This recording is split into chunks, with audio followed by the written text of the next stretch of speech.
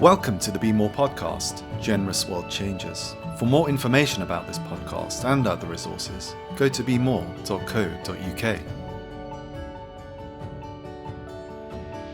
Rennie, you have been a major ambassador of BeMORE over the years. I think the charity has been running now for 13 years, and you have been a participant, a mentor, a funder, and you've also spearheaded BeMORE at Work within Hoares Bank.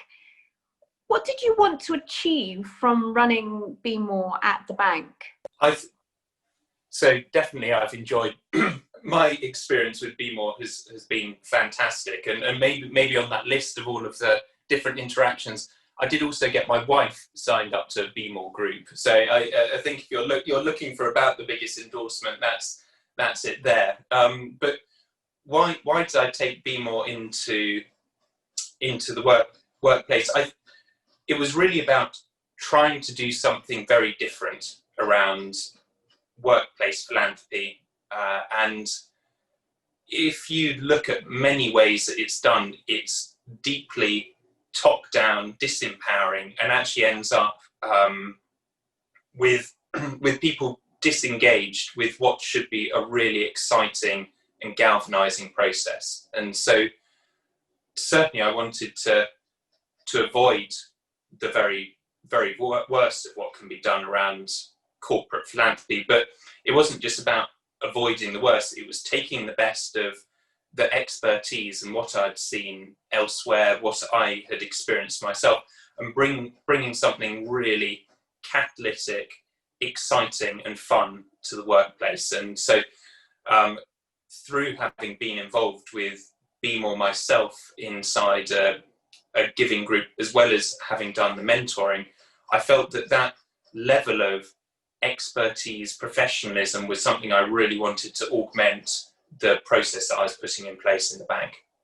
That's brilliant. Well, we're delighted that we've been able to help. And I know the BeMORE model is quite a versatile model, and in some ways people take it on in different ways. How did the BeMORE group work inside Hoares Bank? One of our overarching desires in it was to invert the way that corporate philanthropy was done and make it much more grassroots and have the ownership down at the colleague level rather than the management team level or the leaders level. And so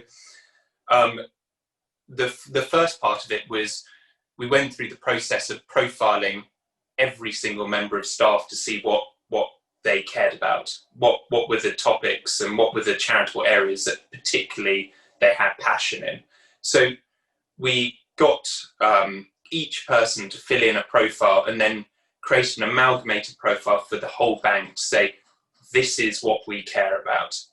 And with that model, we then put that into the BeMORE process. And this was the beginning of the BeMORE at Work. We had 4 different workshops that we went through. Because we wanted to continue that concept of engagement and making it as democratic as possible, we had a group that ranged from someone who had been at the bank for 30 years and was head of compliance, all the way to someone who had joined the trust department 6 months ago. We had different departments represented, different tenures. It was a really, really good mix of people, and so it meant that the decision making was stress tested by as many different viewpoints as possible, and because of that had much greater depth, strength, and you could feel that you could really stand behind the decision that was made.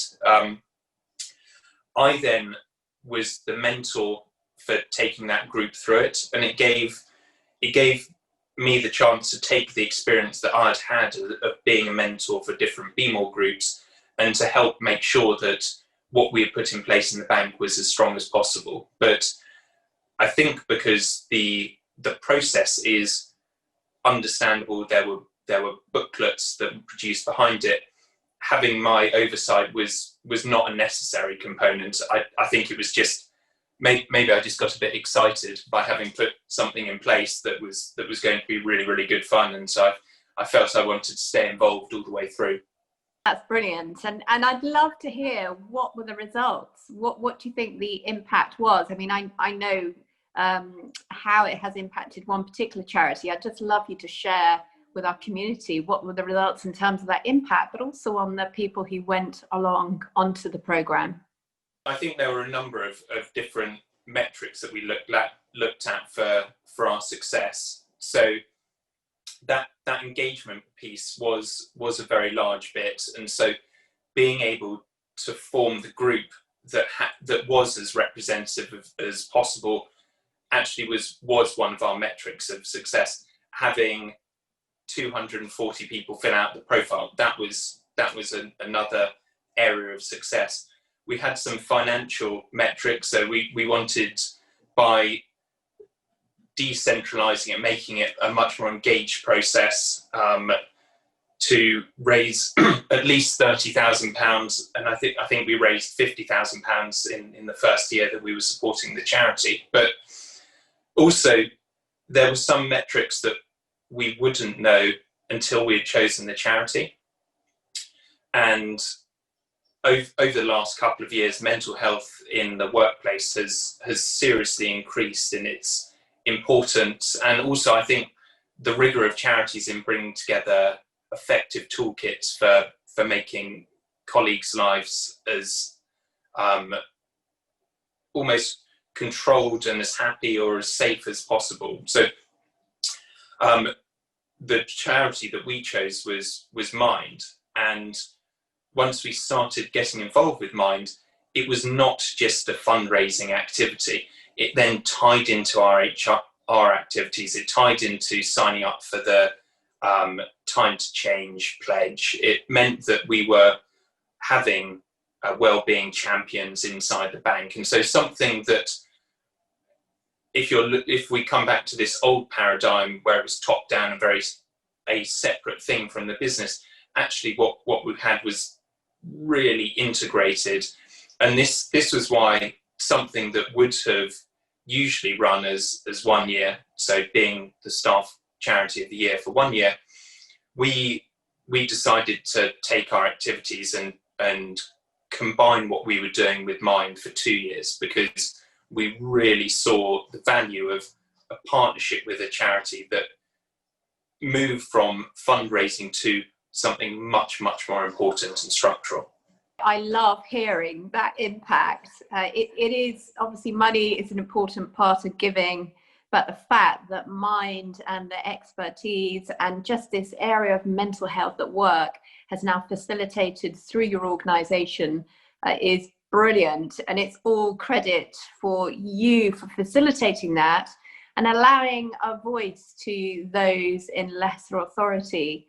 I know some of the community may well be listening to this, thinking that they'd really like to just grab the BeMORE programme and run it in their organisations. And I just wanted to, just from your point of view, what advice would you give them in terms of the steps to maybe approach? Who should they approach in their organisations, and how could they set it up? I think definitely each organisation will have slightly different decision makers, but if you want anything to succeed, you're going to need a good number of senior people to really buy into it. I think trying to do something from too low down in the organisation, you're going to put in a lot more work, and so it's about trying to identify like-minded and influential senior people that you can get to understand why this is such a good way of doing things.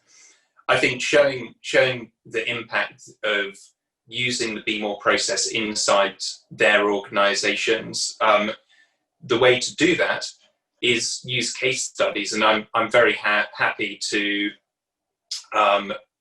speak to someone if you want a reference, or if someone wants to talk through how it all works. I think having almost a referee on these things can make a big difference and take it from a concept to someone really understanding how it might be embedded inside their organisation. And then when doing it, there are a few practical tips that I can give. That the manual and the tools which are put in place, I would just advise really reading them through and making sure they fit precisely for your organisation. And there might be one or two things where you don't use a particular page, or there's an additional bit of reading that you would advise a group to do before that will maximise the impact. So all I say is just have a little bit more of a think about how it applies for you, and those little bits of calibration actually will make a huge difference on how it lands. Yeah, and BeMORE are very happy to help with that as well. Rennie, we helped in terms of creating a specific manual for you, and we are all about trying to embed generosity as easily and as inspirationally as possible. So do please come to us if that's what you'd like to do.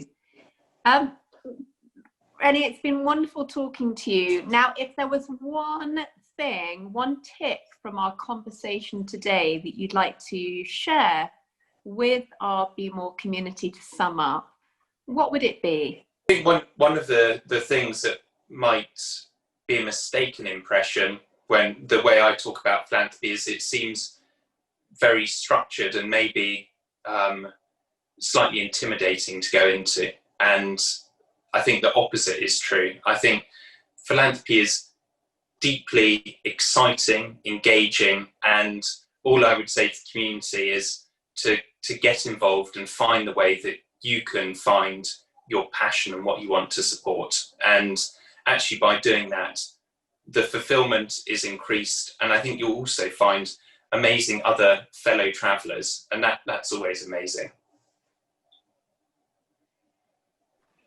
That's great. Rennie, thank you so much for spending time with us today and speaking to us about philanthropy at work and your philanthropic journey as well, and also commenting on the climate of what's going on within philanthropy at the moment. If you'd like to find out more or listen again to this podcast, you can go to BeMORE.co.uk. If you want to join one of our next BeMORE programs, or even think about running a program within your organization, you can contact us at hello@bemore.co.uk. Rennie, thank you again. Well, thank you for having me. Really, really great to answer those questions, and looking forward to seeing what it brings, because if more people can be doing the BeMORE at Work, I think there's a chance for huge change and some really exciting things to happen. Thank you. Thank you, BeMORE community. We'll see you again. Thanks for listening to BeMORE's podcast.